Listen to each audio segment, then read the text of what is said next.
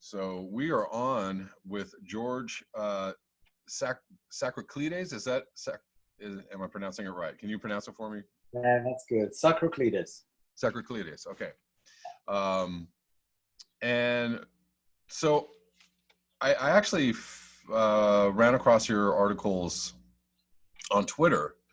I believe is where I know that you've been watching the channel. But where I was when I became aware of your writing, it was on Twitter. So I've read a couple of your articles on Black Bear News, and I just wanted to have an opportunity to talk with you and see, well, what made you aware of the climate crisis, or how did you get interested in writing about the climate crisis? Yeah, that's a good question. Actually, it was sort of an awakening. I had a personal situation at work. I was going through a difficult period in work without going into much detail, and it basically awakened me to the fact of how exploitative our economic system is, the way that we live, the way that we work, I guess the fancy kind of fashionable word is capitalism, but really it's not just capitalism, it's everything from the Industrial Revolution onwards, and even before that has decreased our quality of life. I basically had sort of a burnout at work, and it kind of opened up my eyes into all the trauma and all the trouble that we go through as humans just to get a salary to buy stuff that we basically don't need. Right. And this directly makes sense now why our climate is going through all this. We're just basically doing too much as a species on this planet, and there's too many of us. We don't need to buy all this stuff. We don't need to work like crazy. Right. And yeah, that's how I started getting involved and actually writing more actively about the climate change problem. I guess my first point of being sensitized to it was with Al Gore's documentary, The Inconvenient Truth. I think that was kind of the definitive moment for me. But after that, I just kind of went to sleep, as we all do, living and surviving and becoming slaves in this system that kind of makes us think that, oh, there's so many rewards if you have this salary and you need this type of lifestyle, when actually you don't need it to be happy. Happiness is something that we have forgotten. Right. Right. Indeed. I was just doing a video, or just doing a live stream and talking about the same thing. So what I wanted to ask you very quickly, what is your work, or what is your background? Do you have any scientific background, or what was your work background, educational background? Does it have any bearing to your views on climate change, or are you a layman like me and like so many others? I am. I've got 3 degrees. I've got a degree in chemistry, a degree in plant molecular biology, and a degree in food science. So I've got basically scientific degrees up the wazoo. Yeah. I've worked in science. I know what data looks like. I know what crap data looks like, what good data looks like. I have published stuff. I can basically talk science, but I don't think that you need to have degrees really to be able to tell, like Greta Thunberg, that we are emitting too much CO2. You have people who are stakeholders that have degrees in science, and they're not doing what a child is basically saying to them they should be doing. Right. But essentially, yeah, I have a scientific background, but I'm kind of more of a humanist, and as the years go by, I've sort of not rejected science, but I've admitted that all the years, the decades that I spent earning my degrees and working in science is actually not the full story that helps us understand what our place is in the planet. There is something else. There is a spirit, and I never thought until a year ago I would talk about spirits, but I really do believe there is a spirit that unites all the species, that unites us with even inanimate things like rocks, light. Everything is a spirit, and this energy that we are putting out is reverberating negatively in this whole chain that we see coming back to us. We're in our fourth week of storms here in the UK, and it's starting to get a bit scary. Yeah, I mean, and the obviousness of the situation, you know, I mean, you really have to intentionally not be aware of, right? You have to shield yourself or blind yourself from what's going on in order to deny, you know, the reality of the situation, I think. Absolutely, and this is what will happen. I mean, people will just get used to having lots of storms, and it's not going to be even attributed to climate change. It's just going to be life. This is our life. In the same way that over the last few hundred years, we have accepted that we spend 95% of our time indoors, that we eat food that arrives from thousands of miles away and loses its nutritional value on the way.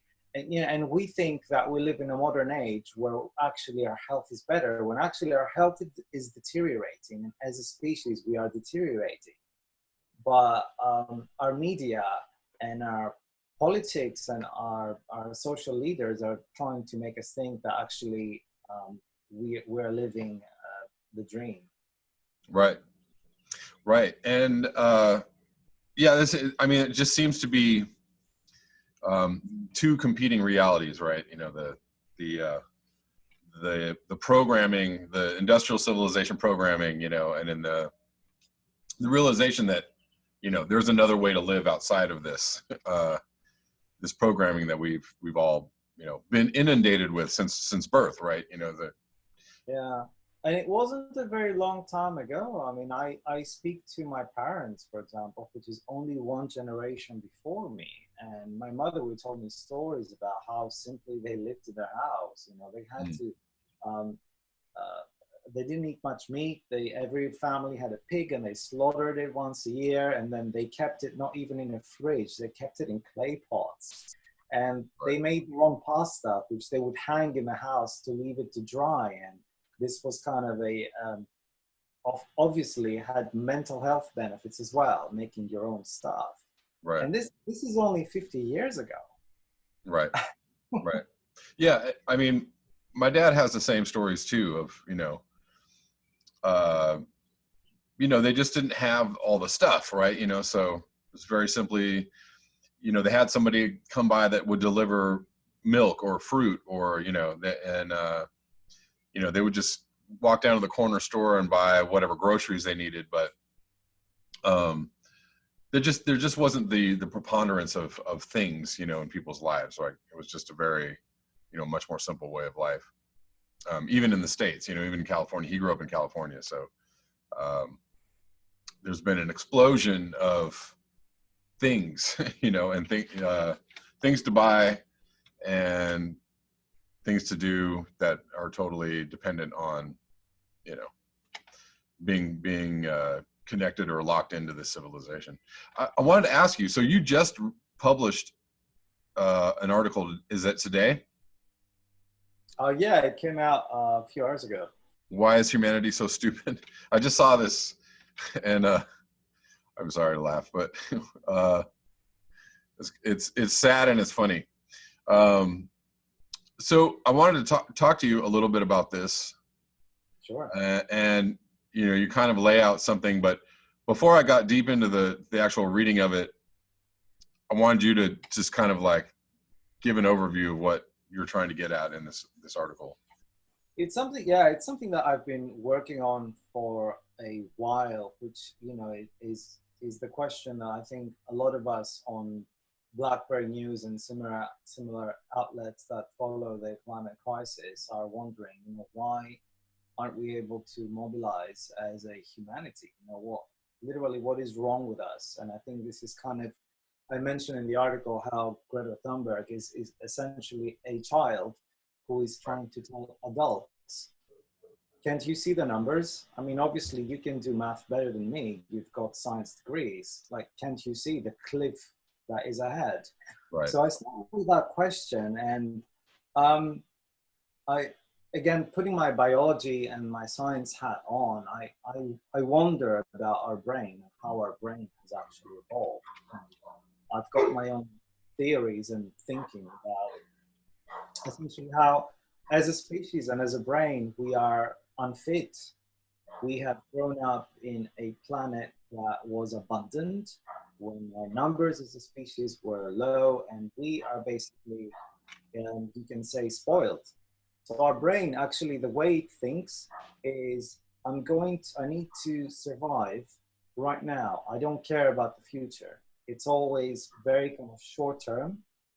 And this is because we always had resources. We never had to worry about things running out. Right. But at the end, we created a capitalist and economic system that actually thinks in the same way, that everything is going to run out. Milk is going to run out. Smartphones need to run out so that we can sell more of them. And this is how we treated the planet. So we ended up converting Earth into a disposable planet, essentially, which is the title of my new book.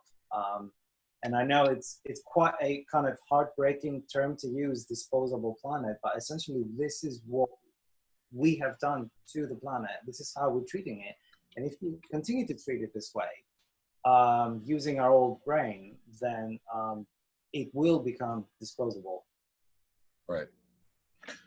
I mean, it's already it already is disposable in the way that we conduct our business. I mean, we take what we want, and or what we need in order to conduct business, and we spew the waste wherever we want to,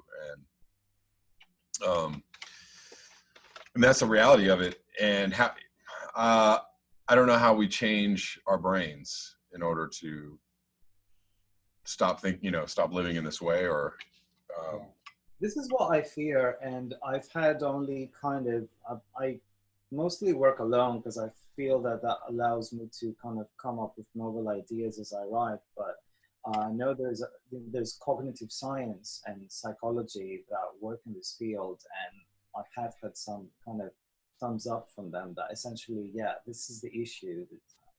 Our brain is stuck. Our brain is made for, an age of abundance, and an age when the climate and our resources were stable. It does not know how to operate in a changing environment. And in fact, this is why our brain does not want to accept change. There's also always a very small minority in the population that is able to kind of be more visionary, to sense danger. And I give examples of these people. Greta Thunberg is a great example, but you have people like Martin Luther King. You have people like, even Edward Snowden, that is kind of a controversial personality. People that took risks, who were heroes, and who could actually see things in the head that other people could not see. But if you notice in what we do in society repeatedly, even as early as Socrates, we tend to put these people in jail. Right. Because they're telling us things that we take as a personal threat. I mean, Right. this is why the title of my article is "Why is Humanity Stupid?" Right. Well, and yeah, totally. I mean, that Socrates is a great example of, if you're going to go down that road of making people aware of what they don't know or how stupid they are, then you're putting yourself, at the mercy of these people who might, take umbrage at that line of questioning, right? So, I don't know. I don't know myself. I feel like there's an emotional element to it as well. And there's also a herd thinking element. There's a communal element. And so, right, like people, if a number of people all believe the same thing, right, you've got this philosophical kind of you've got this philosophical belief system, right? So the belief system is what keeps you safe, right? If everybody thinks the same thing, everybody believes that, you know, this is how life is, this is how we operate, and this is, if you operate this way, then this will mean good things for you, right? If you operate outside of this system, then you're scary, you're threatening, you're bad, right, for that system, for that thought, you know, that thought pattern.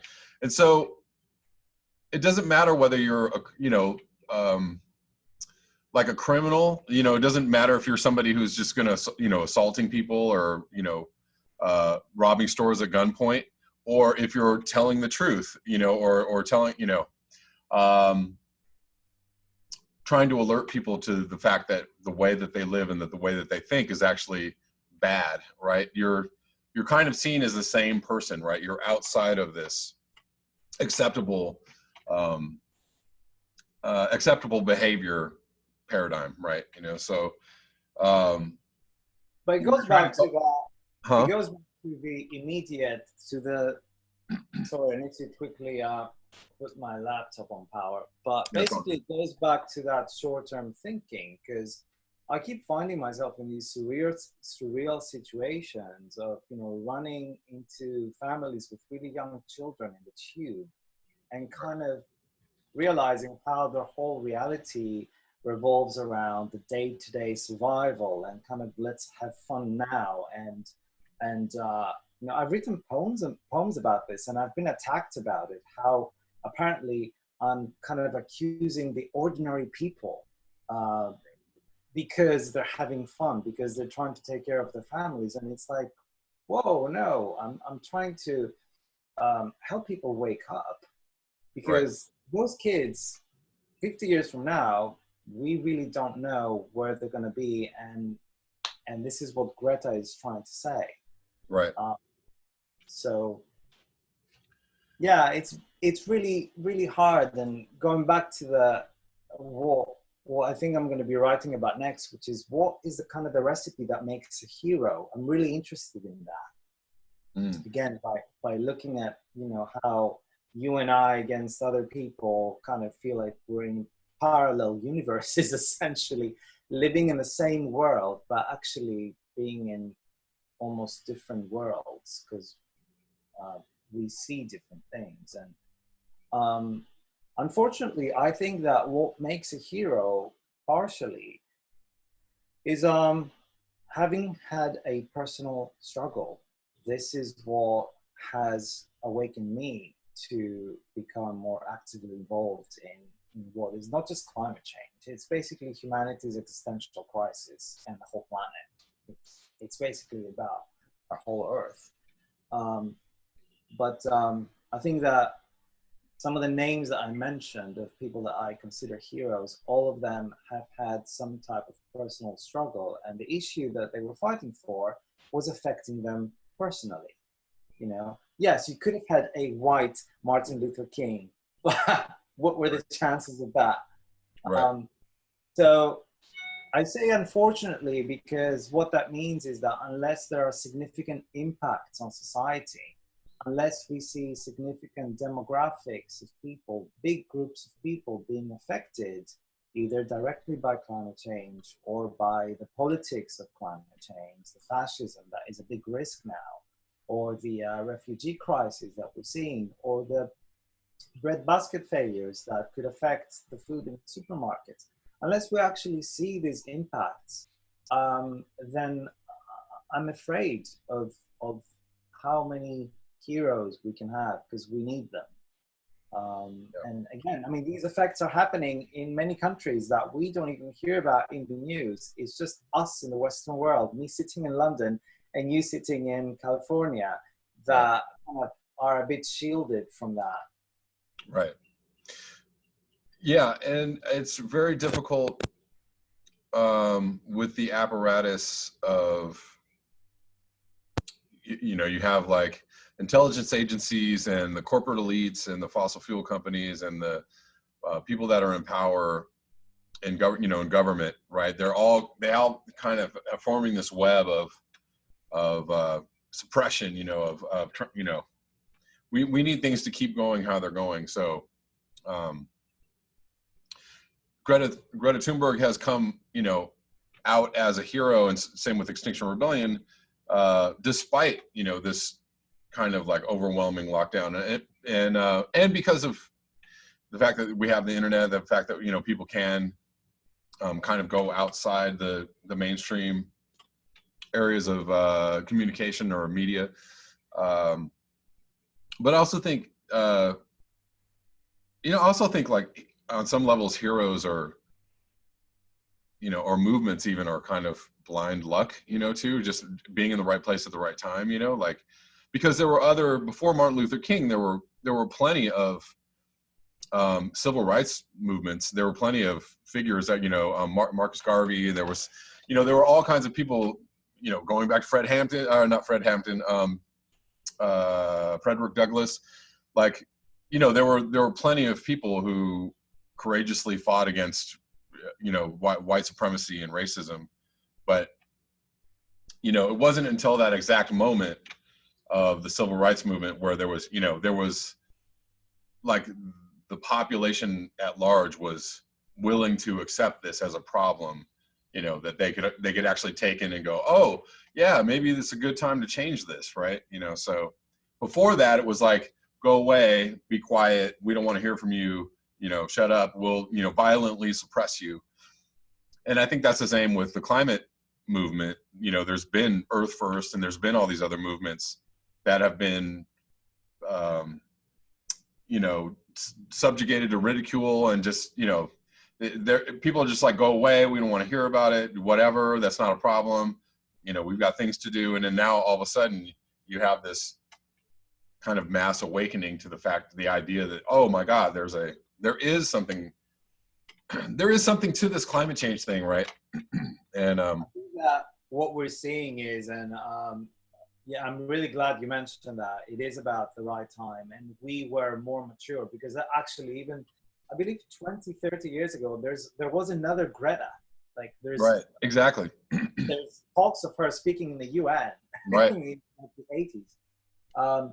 So it is about that, and I think it is about what we're going to witness is there's going to be a clash between the two machines. One is the Earth machine, which right. is eternal and immortal and regenerates itself. And the other machine is the CO2 machine, what I call, which is capitalism, which is basically everything is just used once and then thrown away. And so far, those two machines have been in separate environments. I mean, we grew up with kind of Greenpeace and Friends of the Earth, kind of having a separate brand that's away from society in some kind of safe place, safe space, without any mention of the fact that really it is a problem that is not just environmental, it is political, it is social, it's about climate justice, it's about exploitation of people, exploitation of resources, global trade, corruption. It is about our entire civilization. And I think that slowly, even Greta is changing her conversation and moving it more towards the economy. Jane Fonda talking about the money pipeline.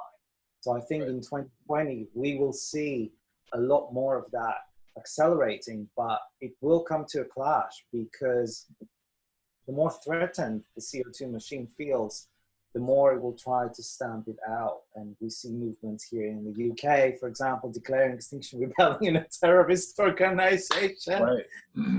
Right. It's going to be interesting.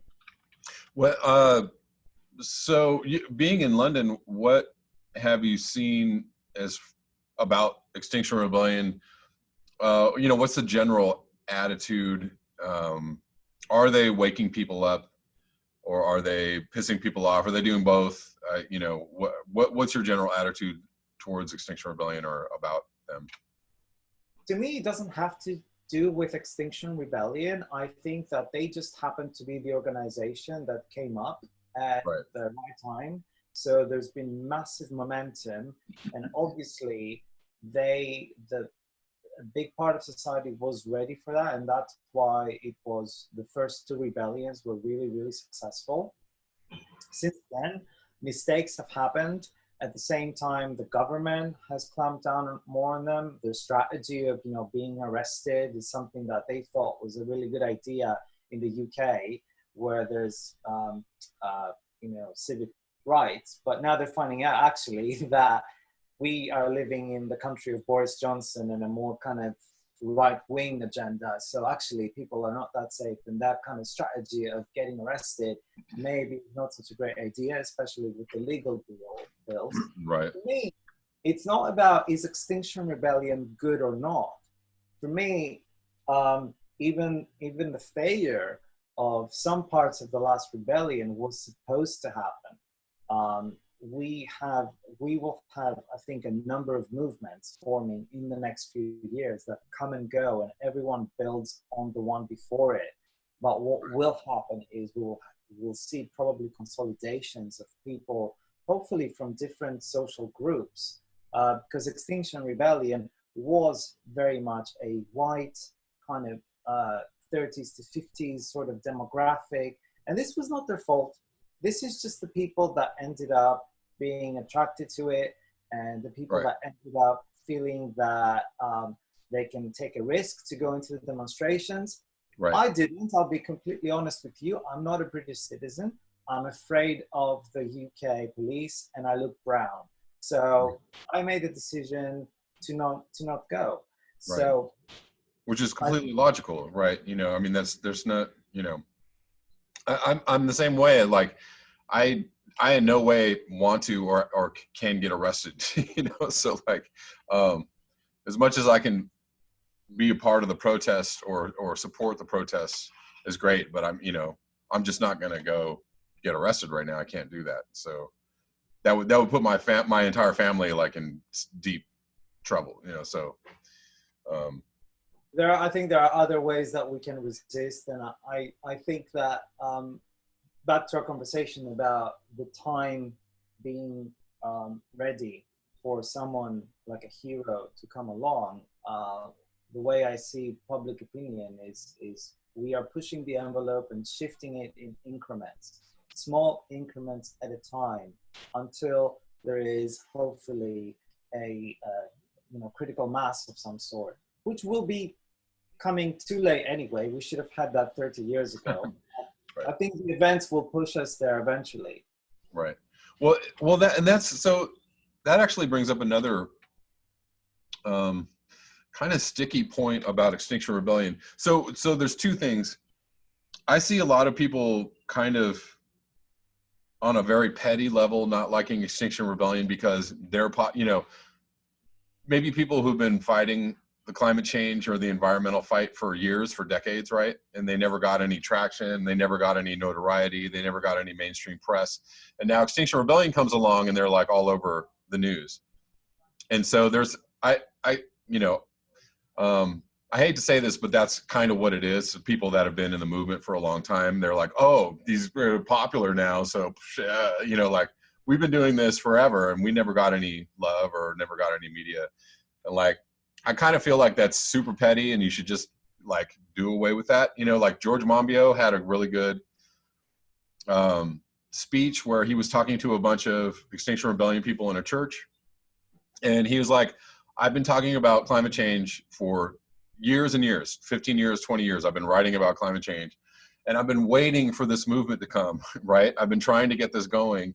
And here we are, you know, now we had to turn away people from the door because there's so many people here. And before this, all we could do is get like 20 people in a room. So like, you know, if you're upset because the things you were doing 20 years ago didn't get any traction, like let that go. Let that go and just be a part of, you know, just be happy and be supportive of the fact that now it's a mainstream issue, you know, and the second point is that it's late. It's very late now. So, you know, 20 or 30 years ago would have been a good time for it to be popular. And, you know, now in 2020, when people think it's late in the game, all of a sudden it's popular, and I think people are upset about that. You know, there's an emotional component in that as well. It's like, okay, so now you guys care. Well, they do care because now, you know, people are having a mass awakening. That, you know, and now's the time to start doing it. And yes, it's late, but like, you're gonna tell people to stop, or are you gonna tell people to be quiet now, or I don't know. I don't really understand that. No, I completely agree on that point. I mean, Extinction Rebellion was refreshing in the sense that they came out with the angle, from the angle of, look, it's too late, which none of the kind of Greenpeaces and all the others would admit. Right. Uh, our governments have failed us, and Right. they will probably continue to fail us. So it was more. I don't want to use the word extreme, but it kind of came out with the angle of time is not just running out. Time has run out. Action is necessary right now, and that, I think, actually awakened a lot of people who used to be in the environmental movement. So it is a bit petty, as you said, because a lot of those people actually were reawakened by Extinction Rebellion, and they should be thankful for. I mean, look, all we have right now is Extinction Rebellion and a couple of other movements, and you know, Right. that's really all we have. And Right. Greta Thunberg. Well, and we We have cherish. in the States, we have the Sunrise Movement, which is kind of the most visible movement, but they seem to be more politically right. They're not going out and shutting down traffic. They're going to Congress and, like, you know, trying to sit in front of Nancy Pelosi's office, which is, you know, a worthwhile tactic. Sure, you know, they're, you know, No way to go about it. Yeah. but I think you're right in the sense that uh, I think those movements will coalesce into something else, right? You know, there's going to be an even more mass awakening because things are just going to get worse and they're not going to get better. And I fear about this clash because it will be on one hand coalescing environmental movements, and on the other hand, big segments of the population that are actually um, even less keen on change than the governments. I do think there's going to be a point in time where the government is actually going to be more forward thinking, telling citizens, sorry, we're going to cut off your electricity for 5 hours a day, and people will revolt. right. You know, they will not take it, and I fear about that. Oh, sorry, it's my dog. Yeah, I mean, we've already seen that in France, right? With Macron implementing a gas tax, right? And it turned out to be something that sparked an insane amount of backlash, right? There's the Yellow Vest movement was triggered by this carbon tax, you know, which is yeah, I don't know how you're going to implement a massive restructuring without education, without Or a revolution. I mean, look, we are heading into turbulent times, and I fear about our societies are becoming more polarized. They're becoming more unstable. At the same time, so if you have something like coronavirus is one example, but you could have all of a sudden food resources kind of dwindle. East Africa is about to go into some kind of a food shock that could potentially reverberate. What if the locusts start moving kind of northwards to the Mediterranean countries as well, which is the breadbasket of a lot of Europe? It's easier and more realistic than we think. It's more likely than we think. Yeah. It goes back to our old brain. It doesn't like change. It loves to take things for granted. And it is too optimistic, thinking that things will always be there. The supermarket's not going to run out of food. Right. It's silly, but that's how we think. Right. Well, and I also think that the idea, comfort, having this idea of comfort, right, of having things always be there, or having things be easy. Your food is easily attainable, or clothes are easily attainable. Has set human beings up for a very rude awakening, right? Because that is the paradigm now. Like, that things are easy. Like, oh, you just go to the store, you just go do whatever you want to do. There's no limit, because you can just do it. If you have some money, you can go get some money and go do it. And we are psychologically addicted too, because this Right. is kind of the reward that the system gives us for all our traumatizing kind of hard work that we put into these bullshit jobs that most of us have, which are 97% of which emit CO2, is to, go out on a shopping spree, and it kind of makes us feel good. It gives us some serotonin for like a couple of hours, and then it fills us. Right. We're addicted into that. I was addicted into it for years. My closet was full of clothes, and for the last year and a half, I haven't bought a single thing, not even a t-shirt on. And I actually noticed myself going through this process, and initially feeling like, oh, I'm not getting my high, I need my high. And then actually slowly weaning myself off of it, and realizing that, happiness is something that is a lot more subtle and glamorous. Happiness is about feeling good in the moment without even having many things, by not going out for a fancy meal, but just opening your fridge and seeing, oh, I have a little bit of cheese and a little bit of tomato, and all of a sudden I can actually rustle something up. We are really, like you said, in for a rude awakening. Yeah. Yeah, and I think, I'm probably going to wrap this video up in a couple minutes, but I just to kind of like, as an outro, I think it would be good for people to, I have plenty of friends who are aware of the situation, right? They're aware that simplicity is the way to go, that like living in harmony with nature is the way to go, that getting outside the system is the way to go, that getting off grid is the way to go, even though we're all still, dependent on this system for our comfort and for our daily, routines, our daily doings. How are you, so you said you didn't buy any clothes, you haven't bought anything new. Are you planning on making more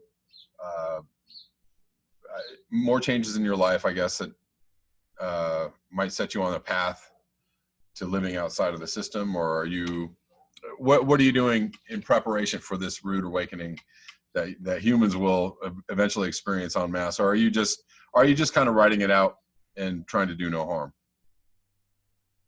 That's a very good question. I live a double life. I think that's how we describe it. So in the daytime, I have my job and I do what other people do, being part of this kind of traumatizing civilization. And in the evenings, I write. I become a different person altogether. I literally become what I like to call the other human that we have, all of us, that we lost hundreds of years ago. And my hope is that as time progresses, my other human will become a bigger part of my life, whether that means being able to, quit my job or have another job, or work with other people to bring about this change that we need as a humanity. It's really about redefining our purpose, redefining what happiness is, because the current happiness we have has a massive CO2 footprint on it. Right. We have to redefine what makes us happy, and be happy in other ways, which once we try them, we'll kind of realize that real happiness. What we thought was happiness was not really happiness. Right. We have this inside us. We have this inside us genetically. We might have this brain that didn't evolve in the best way, but I think that we genuinely know how to be happy, and we don't need that much. Yeah. Yeah. And, you know, I'm hoping that maybe the awakening is something that's happening kind of under the surface, right, with a lot of people. And a lot of people understand the situation, but they just don't know how or when to get out of it. So, you know, whenever this big shift in society comes, right, there, people will be prepared. It will just kind of like, you know, it's just something you can let go. Like, oh, I don't need that anymore. I'm ready to like walk into this other existence. You know, I don't know. I like that thought very much, because this is sort of what happened with Extinction Rebellion. It brought people back into the movement that had given up for literally decades. Yeah. And I think as the, you know, the children kind of come forward and demand more from the adults, right? The adults, you know, because the Sunrise Movement in the U.S. is a youth movement. And obviously, you know, the school strikers is a youth movement. So, you know, when the kids start waking up and start saying like, look, you know, now is a good time, you know, for change. I'm hoping that will shake people awake. It's difficult because a lot of, I mean, I personally know people in their early 20s, you know, who have studied environmental science, and they come into our company or my previous job, they end up getting a corporate job. Right. As I know a lot of people who have studied these things and end up getting just like myself, right. a job that basically feeds right into the system. Yep.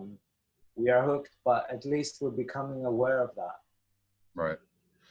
And yes, hopefully the big change that's necessary is, you know, sooner rather than later. It has to be. Yeah. Well, thank you, George. I appreciate your writing. I really do. I've been reading quite a few of your articles on the channel, and I'll probably read this new one that you just put out today. I'd love you next week. Yeah. I'd love you to, and thank you for the support. Yeah. Thank you for coming on with me, and you know, let's get together and talk again soon. If you're up for it. Yeah, it was great. Thanks, Kevin. Thank you, George. Appreciate Take care. it. I'm gonna stop the recording.